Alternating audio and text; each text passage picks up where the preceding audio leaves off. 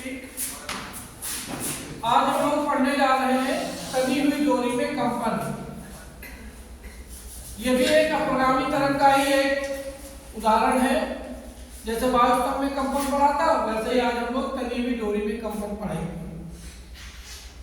तो तनी हुई डोरी में अनुप्रस्थ कंपन होते हैं और उसमें कौन कौन सी आवृत्तियां उत्पन्न हो सकती हैं, हम इन सभी बातों को देखेंगे।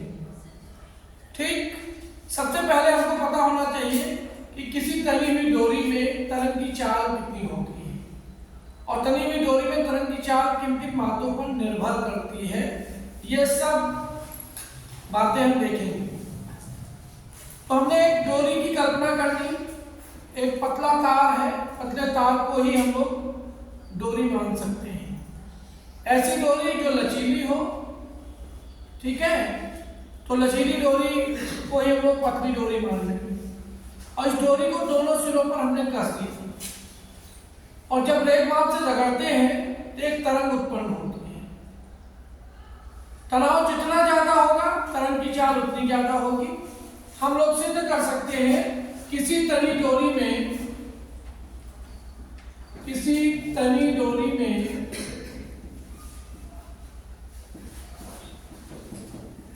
तरंग की चाल V बराबर √T/m। T डोरी का तनाव बल है और m है एकांक लंबाई के तार का द्रव्यमान। m क्या है? एकांक लंबाई के तार का द्रव्यमान। तो m बराबर हम लोग लिख सकते हैं कैपिटल M/l, यानी जितनी, और ये नियत रहेगा, द्रव्यमान जैसे लंबाई बढ़ती जाएगी द्रव्यमान बढ़ता जाएगा। M/l का मान क्या रहेगा? नियत रहेगा। तो डोरी में तरंग की चाल दो बातों पर निर्भर करती है, एक तनाव बल पर और एक एकांक लंबाई के द्रव्यमान पर। तनाव जितना बढ़ाते चले जाएंगे तरंग चाल उतनी बढ़ती चली जाएगी। एकांक लंबाई का द्रव्यमान जितना बढ़ाएंगे तरंग चाल उतनी ही कम होती जाएगी। हम यहाँ पे द्रव्यमान को तोड़ सकते हैं। द्रव्यमान को तोड़ सकते हैं किसमें? द्रव्यमान को तोड़ सकते हैं घनत्व गुणे आयतन में। आयतन को तोड़ सकते हैं, घनत्व गुणे आयतन को तोड़ सकते हैं अनुप्रस्थ काट का क्षेत्रफल गुणे लंबाई बटे लंबाई। एल से कट गया। यहाँ पे स्मॉल एल बराबर हमारा हो सकता है घनत्व गुणे ए। ये क्या है? अनुप्रस्थ काट का क्षेत्रफल है। अनुप्रस्थ काट समझ रहे हैं ना? किसी तार के सिरे का क्षेत्रफल, उसे हम लोग अनुप्रस्थ काट का क्षेत्रफल कहते हैं। तो यहाँ पर हमने वैल्यू पुट कर दी, तो V बराबर √T/ρ×a। हम लोग अगर प्रत्यास्थता पाठ को देखें तो प्रत्यास्थता पाठ में हमने आपको पढ़ाया था बल बटे क्षेत्रफल बराबर प्रतिबल। एक सूत्र इसका ये भी बन जाएगा, बल बटे क्षेत्रफल हो जाएगा प्रतिबल, तो बन जाएगा प्रतिबल बटे घन। कभी कभी ऐसा भी प्रश्न पूछ लिया जाता है कि प्रतिबल दिया है, घनत्व दिया है, तरंग की चाल पूछ ली जाए, डोरी में तरंग की चाल क्या होगी, तो आप इस सूत्र से इसको निकाल सकते हो, किसी तनी हुई डोरी में तरंग की चाल। ठीक है।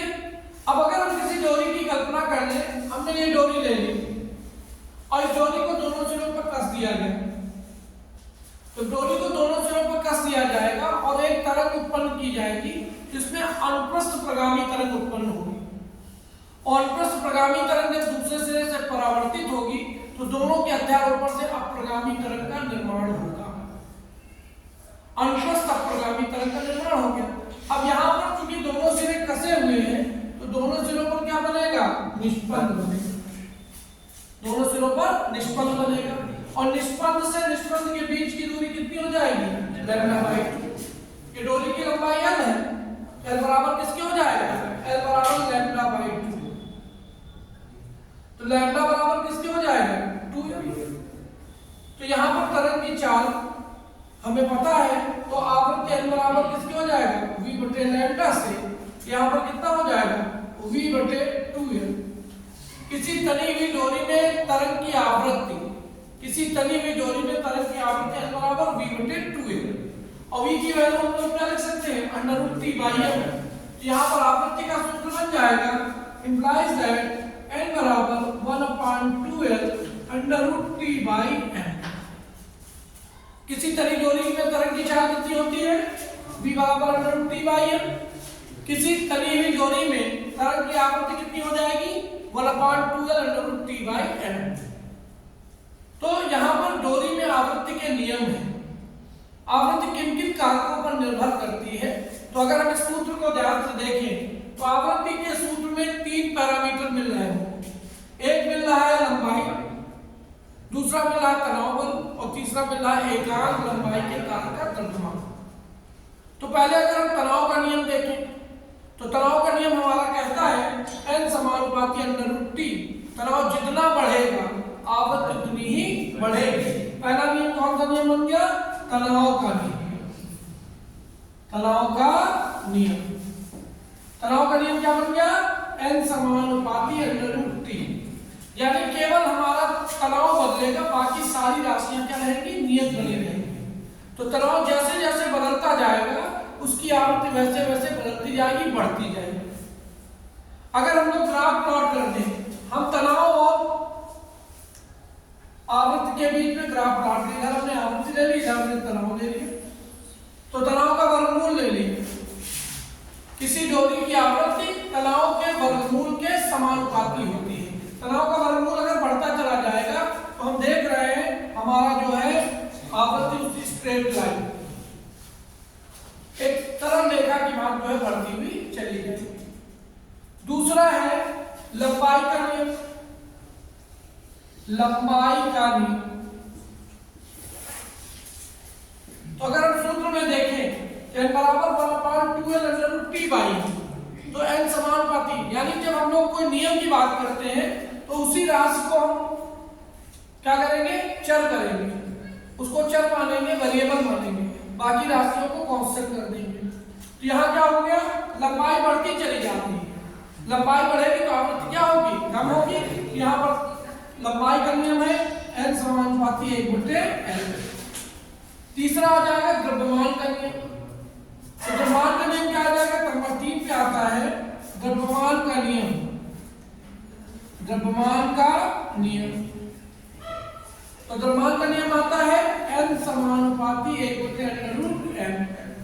एकांक लंबाई के तार का द्रव्यमान जितना बढ़ेगा उसकी आवृत्ति उतनी ही कम होती चली जाएगी। तो तनी हुई डोरियों में कंपन में आपने सबसे पहले पढ़ा किसी तनी हुई डोरी में तरंग की चाल। फिर हमने क्या किया? जब हमने डोरी को कसा 2 सिरों पर तो उसके दोनों सिरों पर निष्पन्न बने, तो हमने तरंग दैर्घ्य निकाला। क्योंकि निष्पन्न से निष्पन्न के बीच की दूरी कितनी होती है? λ/2। तो उससे हमने तार की आवृत्ति निकाल दी। आवृत्ति निकालने के बाद हमारा सूत्र क्या बना? n बराबर 1/2L √T/m। तो हमने इससे अपने आवृत्ति के नियम निकाल लिए। आवृत्ति के कितने नियम बन गए? 3 नियम। पहला तनाव का नियम, दूसरा लंबाई का नियम, तीसरा द्रव्यमान का नियम। ठीक है, पॉज करो। ठीक।